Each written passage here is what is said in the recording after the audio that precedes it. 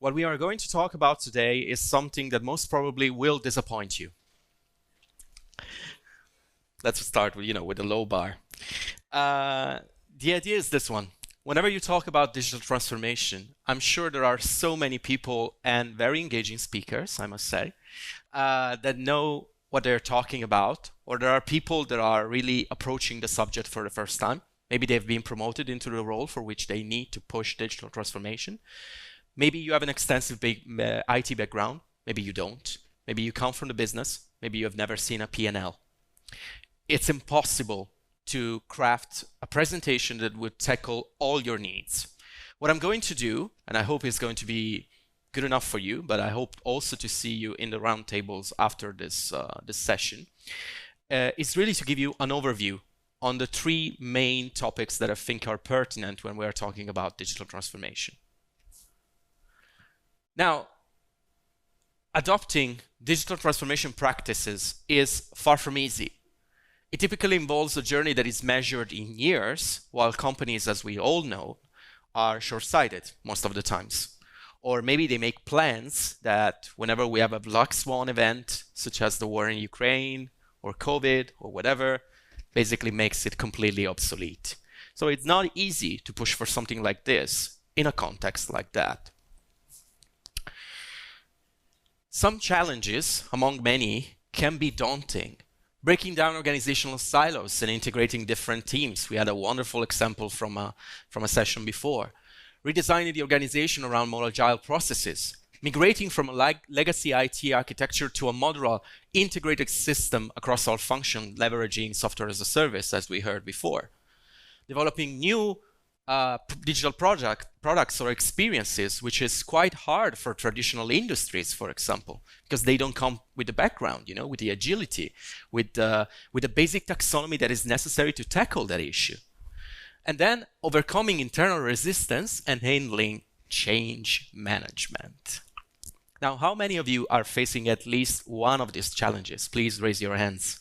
Okay, I think I'm quite spot on here, but I wanted to play it safe, Now, how do we proceed without losing our minds? Many of you are managers, directors, C-levels, board members, or maybe they are just someone that is pushing digital transformation inside the organization. And the sheer amount, the bigness of the task is daunting, again. So how to do it in a way that is structured, that makes sense, that make your relationship with senior stakeholders, with your bosses, with your boards, good enough that you can carry on and do whatever you need to do. But first of all, well, you should take me as a speaker to tell you about these things. My story.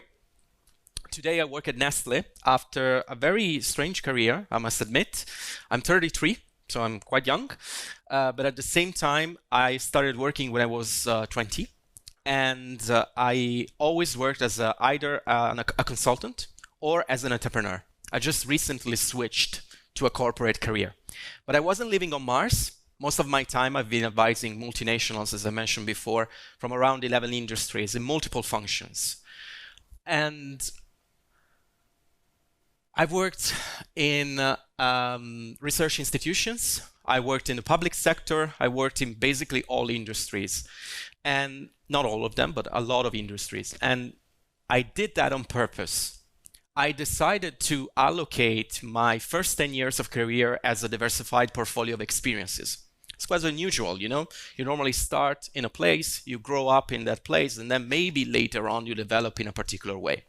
And I didn't decide to go towards the McKinsey of the world, to the Ernst & Young of the world, the KPMG, and so forth, but I decided to be an independent consultant. Oh boys, you should have seen the credibility, the credibility lack at the beginning, when I presented myself to C-levels and I was competing with the McKinseys of the world and say, why should we do innovation projects with you or digital projects with you? You are 20-something, you could be my child. And, year after years, bringing competences and bringing value on the table have built that credibility. And now you see on that panel all the realities that have trusted me. And last year, I was granted the honor to attend the World Economic Forum annual meeting in Davos as one of the 50 non-executive to attend. So I have some experience in the place, but first of all, I want to tell you something that is very near and dear to my heart. Let's not talk about digital transformation, let's talk about business-driven digital transformation. This is something that to me is fundamental. In many large-scale organizations, the board, most of the times, decides to delegate digital transformation to IT, pure and simple. There are some objectives and goals that are stated for functions, but then the carry on and the implementation itself, it's all on the shoulders of IT. And then most of the times there is a lack of understanding from the board itself, from senior executives that maybe do not have a background in digital and do not take the time to learn and understand. But that is, you cannot do a digital transformation if it is not a business-driven digital transformation, or at least that's my point of view.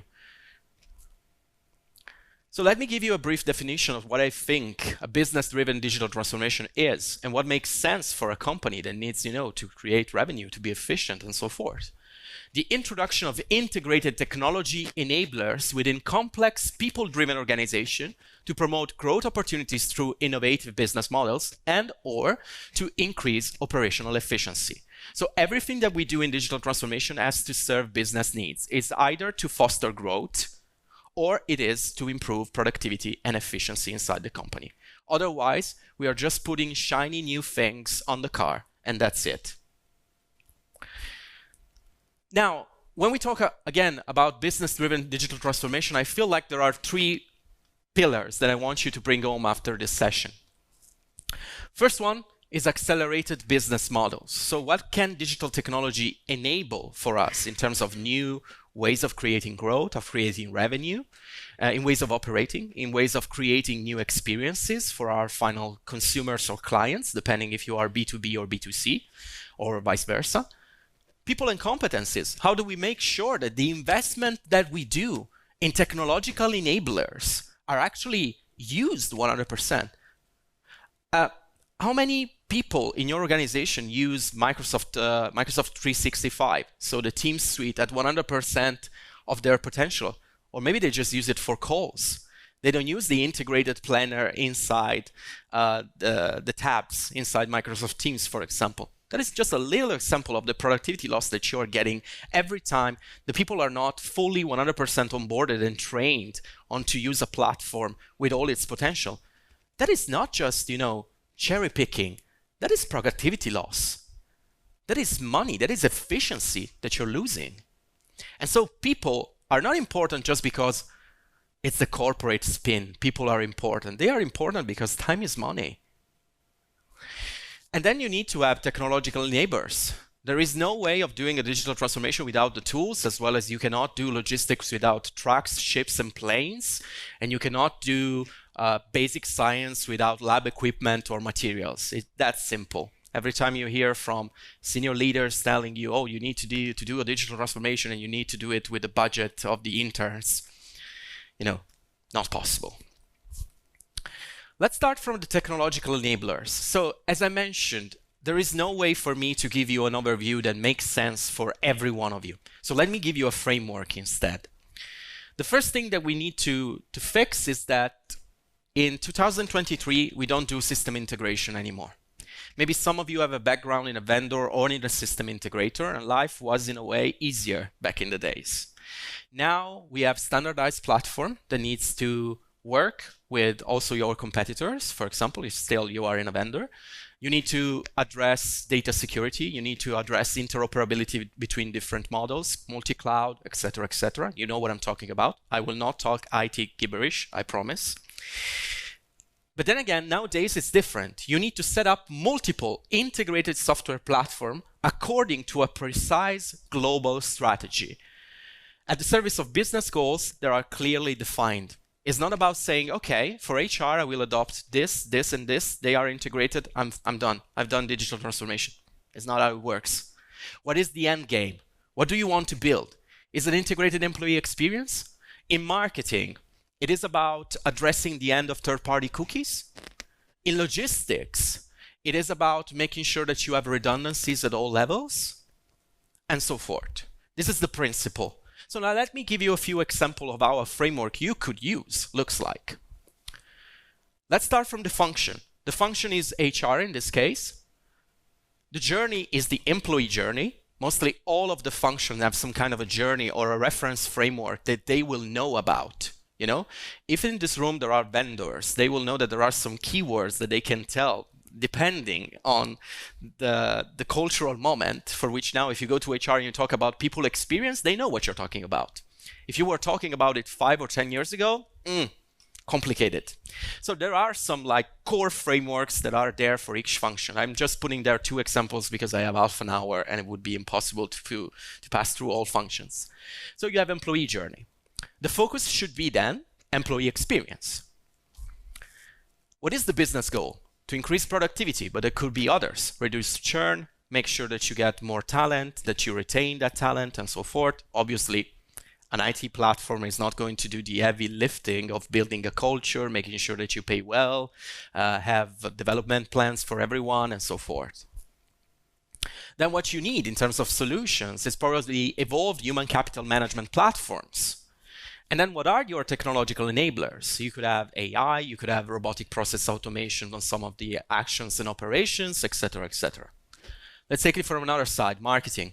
On marketing, you would have the customer or client journey, depending if you take it more with a sales-led process or if you go towards more a marketing-led process. That depends on your industry, on your product, etc., etc. Then you would have the client or the customer experience at the center. Your business goal is obviously the main one, if you want, is to increase sales. Your solution could be an evolved marketing automation platform. And again, enablers are the usual suspects. So AI, RPA, cloud platforms for DMPs, etc., etc., etc. Now, once you have done that, once you have done the hard work of defining those solutions, defining your priorities, defining for each function what you want to achieve with those, you must not fall into traps. The first one is think, well, I've covered all the gaps, so I'm good to go. The main solutions are industrialized, everything is in place, and then we will think about this again 5 years down the line. That's how you make your stack obsolete. You don't want that.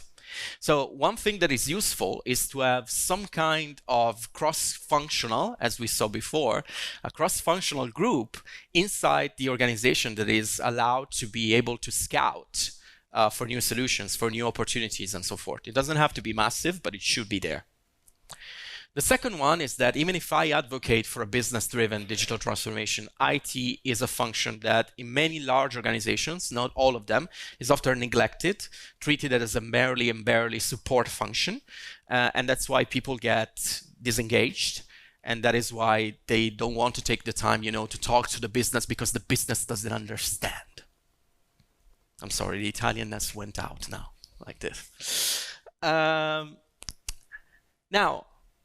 once you have all those enablers, you need to have accelerated business models.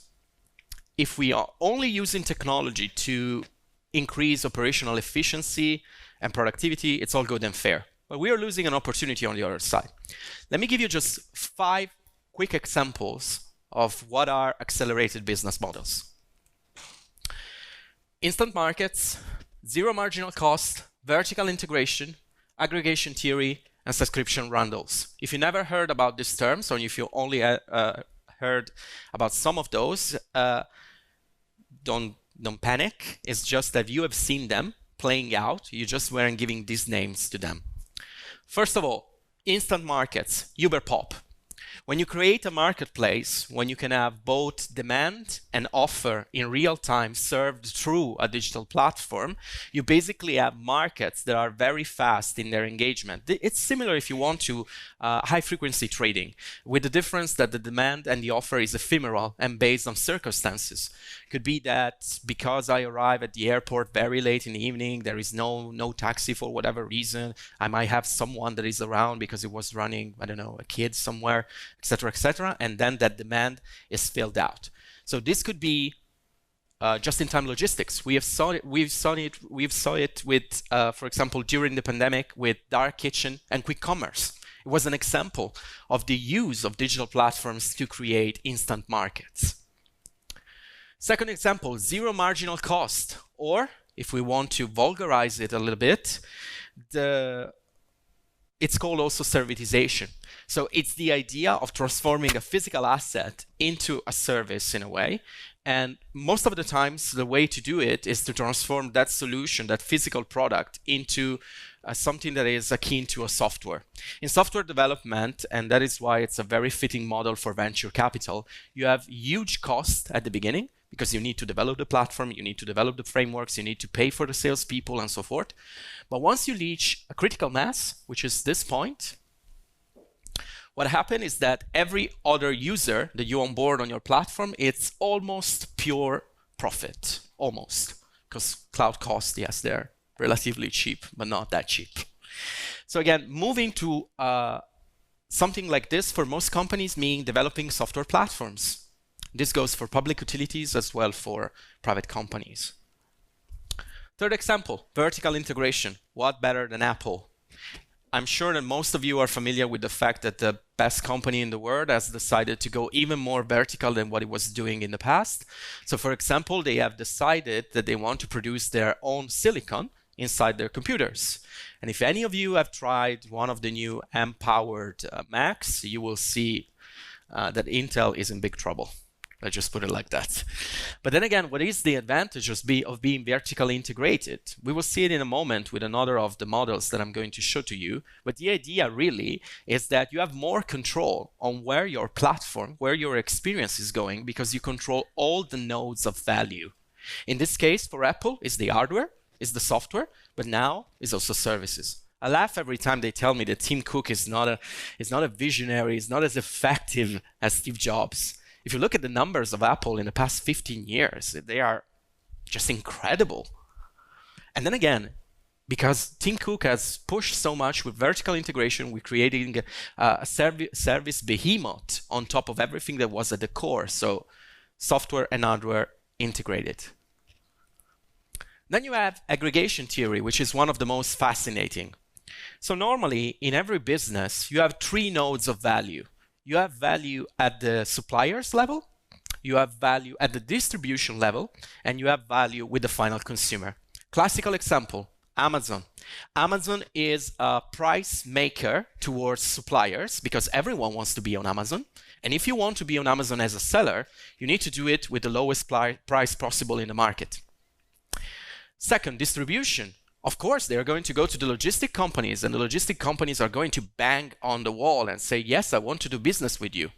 Give me your volumes. I will do it at the price that you say, because you bring me volumes, because you bring me so much business. And then again, among all of you, who doesn't have an Amazon account? Final relationship with the consumer. 3 nodes, string locked. And it's not a case that Amazon is often scrutinized for antitrust practices. Makes sense, huh? Think about your organization. On how many nodes do you have control? Aggregation theory is really about the idea of basically building marketplaces where demand and offer of goods that you don't own are basically marketed together, and you create barriers to entry in order to do that. For every industry it's different. It's not possible for every industry. Where assets are heavily commoditized, it's even more difficult. But then again, it's something to keep in mind. Then subscription bundles. These are the most, if you want, consumer easy to understand. Subscriptions, bundles, basically. So bundles of services, think about Amazon Prime again, or Apple One, or whatever you would like. Basically, they have multiple services on a subscription that they offer to you together in a recurring revenue way. And again, you might say, oh, the usual critique, oh, all of this only applies to the tech industry, to the tech players, and so forth. It's not true. These models are accessible to everyone that is willing to take digital seriously and to develop experiences, product, and so forth in the same way that these native players have been doing that for a while. Last part, processes and competences. So as I said before as a joke, ChatGPT isn't going to take everyone's place. Just for you to be calm about it and so forth. There is a lot of sensationalism. But then again, the successful implementation of digital transformation plans depends on people. I've briefly talked about it before, but the idea really is that you need people who are who can understand the capabilities and limitation of digital approaches, who know how to get the best out of the available tools and are T-shaped in their function. Let me stress that last part, T-shaped in that function. So again, I think I'm the best advocate for saying that a linear profile is not often the best fit, especially when we are talking about digital. In digital, you need to have an understanding of many things. For example, if you're doing digital in healthcare, you cannot do it without understanding regulation. And you cannot just call in the expert. You need to design the product to respect regulation from the moment you start working on it. So again, you cannot, you can try to build a team, a cross-functional team around it, but you need also to have expertise that again is T-shaped. So a broad understanding of multiple disciplines and then your specific vertical and your specific expertise. Nowadays, we are mostly focusing on creating experts that are dramatically vertical, and every time they move their head a little bit to the left or a little bit to the right, they panic or they struggle, because their career was linear, because their profile was that, and that companies think, well, I don't need to get your expectations too much high or make you think that you are irreplaceable. But then again, it's the best way to lose best talent, especially when we are talking about digital. Now, digital projects for companies that are really inside traditional industries and are thinking about this kind of move, that are not afraid by everything that I've said until now, need technology specialists with expertise in areas such as software development, robotics, or automation, depending on the field you work with.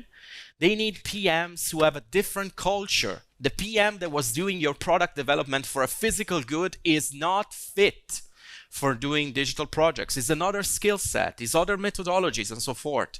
You can retrain them, of course, but then again, you might be better off if you need to jumpstart your digital transformation, as I said in the beginning, to take competences from outside. And then again, you need, obviously, people with expertise in the company products and production processes, because otherwise you get nowhere. Now, a couple of practical tips. Don't cut training when you discuss a quote with a vendor. This is something that is often done. Again, I work in a company right now, a large corporation, the biggest food company in the world. I do not work for a vendor or whatsoever, but I used to be on the other side. And let me tell you, one of the mistakes that I saw clients make all the time, even as an independent consultant, is to say, oh, well, the solution is expensive. Where can we cut something, to make the CFO happy? And the first thing that they cut is the built-in training for the solution. And then you pay for it later on. Because again, you don't get you get something that in finance is called unrealized synergy, You get that unrealized effect, potential effect on productivity that you would have get if you would have stick with the training. The second, and this is near and dear to my heart for multiple reasons, don't underestimate the distance of traditional industries from digital in terms of approaches, culture, and capabilities. An overconfident CTO that has never done digital and is convinced that he can do it can make much more damages than someone that is a little bit more wary and wants to play it coy and say, well, I don't know, we'll see, etc., etc.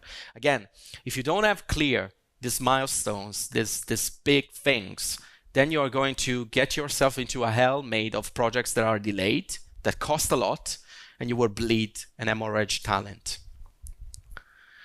Now, what happens if I don't manage all the pillars correctly? If you want to take a picture, this is the moment. So, if you have enabling technologies, people, business models, everything is okay, you have a business-driven digital transformation. If you have enabling technology but no people and no business model, you have system integration. If you don't have enabling technologies but you have people and business models, you have unchanged status quo because you are not able to put anything on the ground.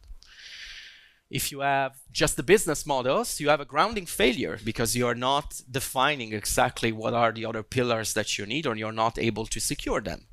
When I talk about people, also think about executive buy-in, support, etc., etc. Then again, if you have enabling technologies and people and no business model, your vision is lacking. It's lacking the part that is related to growth, for example. I was joking about the pictures, so you will have all the slides at the end of this. Don't worry. I need to go a bit faster because I built this presentation around the idea that I would have 1 hour, and then I found out that I only had 30 minutes, so I need to go faster. Digital maturity now. This is very important and something extremely underlooked in a number of companies. So you cannot manage what you don't measure. This is a business practice that is old as management textbooks are, you know?